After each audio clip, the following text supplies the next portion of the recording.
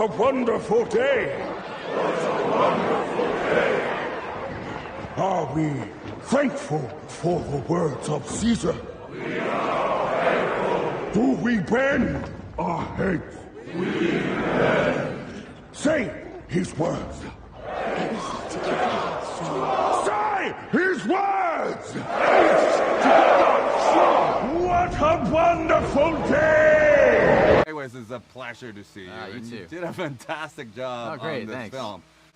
But I mean, it's definitely an adventure film, but each sequence is more intense than the next. You put Noah through the ringer. But as a filmmaker, how is it sort of balancing sort of the rhythm and the tone of it? Because it needs to escalate, and each one is pretty much an impressive set piece. So talk about the challenge of that. Well, I mean, it's a coming-of-age adventure for this character, and he's a blank slate when he begins the movie. And with each subsequent chapter of this adventure, he learns things. He discovers things about the world he didn't know about himself. And so each kind of challenge and obstacle he overcomes, he changes as a character.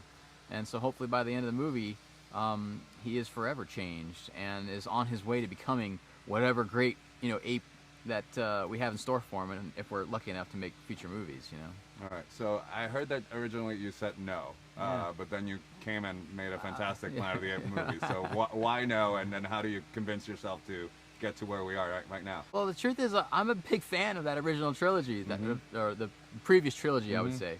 I'm also a fan of the original Planet of the Apes, and I just felt like, what were the reasons for making another movie? If it was just to do another one, I kind of wasn't interested personally. Someone could have, of course, done a great job with that.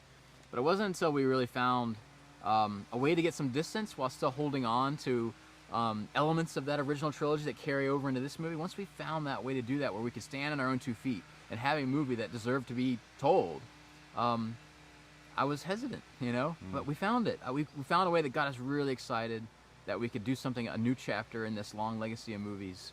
And continue on in this great tradition of thoughtful entertainment. Do you think that, like Noah, you had a bumpy journey ahead of you? Because I think that when the franchise was rebooted, maybe the sense of nostalgia it wasn't that as strong. But with the success of the last trilogy, like you got your work cut out for it. Yeah, so how much of that kept you up at night while directing this movie? In a weird way, at first, for sure, those are big footsteps to follow. But we're not trying to replace anything. We're not trying to top anything. We're just trying to fit alongside these great movies. You know what I mean? And so once we felt confident in the story we had, in the movie we had, and the technology and the team around us, who are all really fantastic, absolutely amazing artists, you let that stuff go and you go off and make this movie, and you go in feet first. You know what I mean? So that's kind of how we just kind of shrug that off and just focused on trying to do something cool.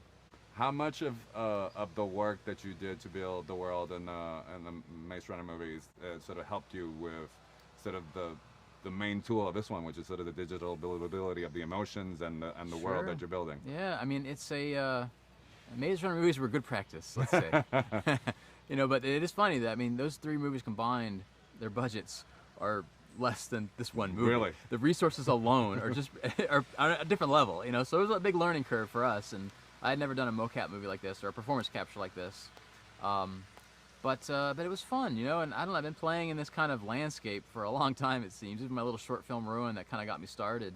It has probably closer visually to this movie, where it's a very peaceful, lovely-looking world. It's not a world that you feel gross in. You want to go visit these places. There's beautiful, but there's also this kind of haunting idea behind them, just under the surface of mankind's mistake,